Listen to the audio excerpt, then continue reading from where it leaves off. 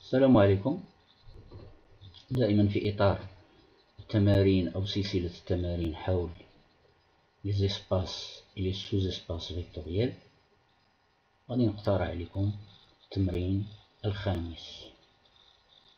Toujours dans le cadre des exercices sur les espaces et les sous-espaces vectoriels, je vais vous proposer l'exercice 0,5.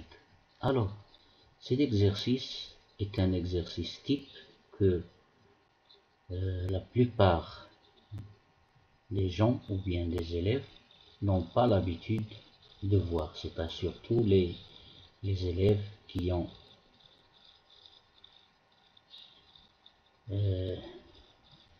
n'ont pas pris beaucoup de choses sur les espaces vectoriels. Alors cette fois-ci, je vais prendre un ensemble F qui contient des fonctions. Ces fonctions sont définies de R vers R, qui réalisent une condition, c'est-à-dire telle que f de 1 égale à 0. L'image de 1 par f égale à 0. Remarquez bien que c'est un ensemble de fonctions, et ces fonctions sont définies de R vers R telles que l'image par 1 de ces fonctions égale à 0. Par exemple, je donne une fonction comme exemple pour éclaircir les choses.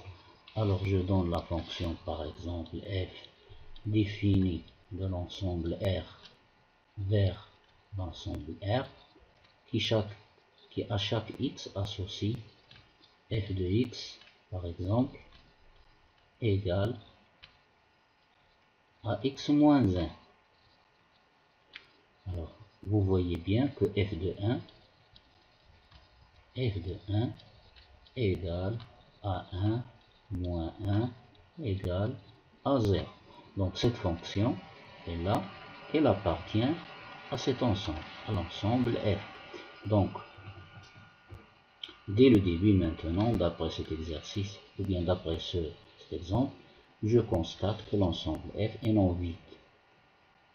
Ensuite, je donne une autre fonction, par exemple, la fonction que j'appelle par exemple G, définie de R vers R, telle que à chaque x associe, par exemple, g de x égale à, par exemple, x au carré moins 1. Alors, remarquez bien que g de 1 égale à 1 au carré, c'est 1, moins 1 égale à 0. Donc, cette fonction g est là, elle appartient à l'ensemble F. Je donne un autre exemple, il y a plusieurs exemples. Je donne par exemple la fonction h définie de R vers R, telle que à chaque x peut correspondre par exemple h de x égale par exemple racine carrée. Non, je vais changer un petit peu. Par exemple 2x moins 2 par exemple. 2x moins 2, non. 2 fois 1 c'est 2. Oui, 2x moins 2. Alors, h de 1 égale à 2 fois 1, 2, moins 2 égale à 0, etc., etc. Je peux donner un polynôme, je peux donner n'importe quelle fonction qui vérifie cette condition, la condition f de 1 égale à 0. Alors, dès maintenant, je peux remarquer que la fonction, ou bien que l'ensemble f, est non vide, parce qu'il contient au moins une fonction. Alors, ce qui est très important, c'est que est-ce que cet ensemble contient la fonction nulle? La fonction nulle, c'est-à-dire, pour montrer que c'est un espace vectoriel, alors j'ai oublié quelque chose que je dois citer au début. Alors n'oubliez pas que l'ensemble, alors des prérequis tout d'abord, n'oubliez pas que l'ensemble des fonctions de R définies de R vers R est un espace vectoriel réel. Ceci c'est un cours, ceci il est vu dans le cours. Alors on peut le montrer facilement, c'est-à-dire cet ensemble il vérifie les 8 actions d'un espace vectoriel, c'est-à-dire F, R, R muni de l'addition, c'est un groupe commutatif, et il vérifie aussi les 4 actions d'espace vectoriel. Tout ceci est déjà vu dans le cours. Alors ici, je parle pour les élèves ou bien pour les étudiants qui ont dépassé la première année peut-être des études supérieures. Je ne sais pas où cette notion est déjà vue. Ensuite, le deuxième prérequis, quel que soit f et quel que soit g appartenant à l'ensemble f, r, r, c'est-à-dire l'ensemble des fonctions définies de r vers r, et quel que soit x appartenant à r, alors f plus ou moins g de x, l'image de x par la somme ou la différence de f et g, est égale à la somme ou la différence des images. Troisième prérequis, quel que soit f une fonction définie de r vers r, et pour tout alpha scalaire, quel que soit x appartenant à R, alors alpha f, l'image de x par alpha f, est égale à alpha fois l'image de x par f. Alors, maintenant, puisque l'ensemble des fonctions définies de R vers R est un espace vectoriel réel, je vais le prendre comme notion pour montrer que l'ensemble F, celui-là, est un sous-espace vectoriel. Donc, je vais tout simplement démontrer que F est un sous-espace vectoriel de cet espace vectoriel, de l'espace vectoriel de toutes les fonctions définies de R vers R. Alors, premièrement, je vais voir est-ce que la fonction nulle que je note θ par ce symbole, la fonction nulle θ définie de R vers R, qui à chaque réel x associe θ de x égale 0.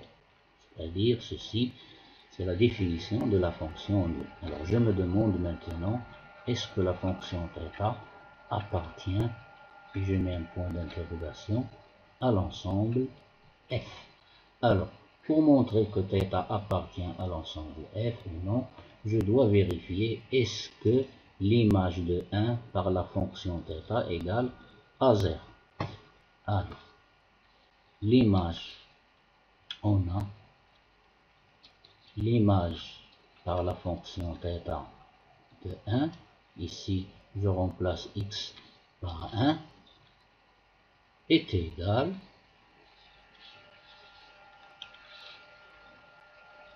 bien sûr à 0, c'est-à-dire quel que soit x, l'image de x est égale à 0, en particulier l'image de 1 est égale à 0, donc tout simplement, donc la fonction θ, la fonction nulle, appartient à l'ensemble f. Et comme j'ai dit tout à l'heure, j'ai donné beaucoup d'exemples de fonctions qui appartiennent à l'ensemble f. Donc f est non vide. Et par suite, f est non vide et contient la fonction nulle. Deuxièmement, ce qui est important, je vais prendre deux fonctions f, soit f et g, deux fonctions appartenant à l'ensemble f, et soit alpha et bêta, de scalaires, de nombres réels. Alors, est-ce que alpha f plus bêta g, est-ce que cette fonction appartient-elle je mets un point d'interrogation, à l'ensemble F. Alors je commence maintenant, je vais calculer l'image de 1. Alors je dois calculer l'image par cette fonction, par la fonction alpha f plus bêta g du nombre 1. Si je trouve 0, alors cet élément ou bien cette combinaison linéaire appartient à l'ensemble F. Alors d'après le prérequis numéro peut-être 2, celui-là, l'image d'un nombre par la somme ou la différence est égale à la somme ou la différence des images. Donc, ici j'ai un réel ici, l'image de ce 1. Donc ça donne l'image par alpha f de 1 plus l'image par bêta g de 1. D'après le troisième prérequis, alors ça donne alpha fois l'image de 1. Alpha fois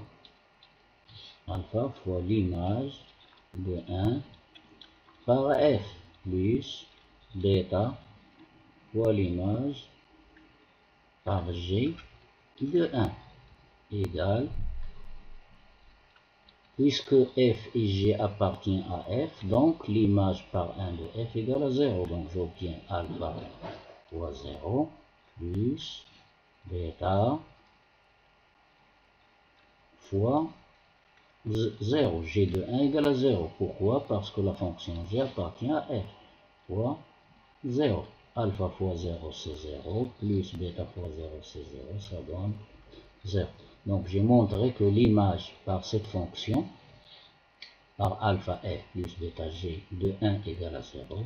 Donc je peux conclure tout simplement que la fonction alpha f plus bêta g appartient à l'ensemble f. Et par suite, f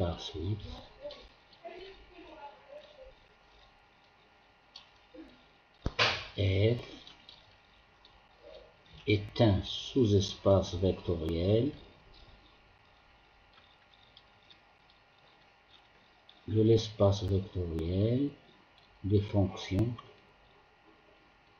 définies de R vers R. Et puisque c'est un sous-espace, donc c'est un espace vectoriel. Donc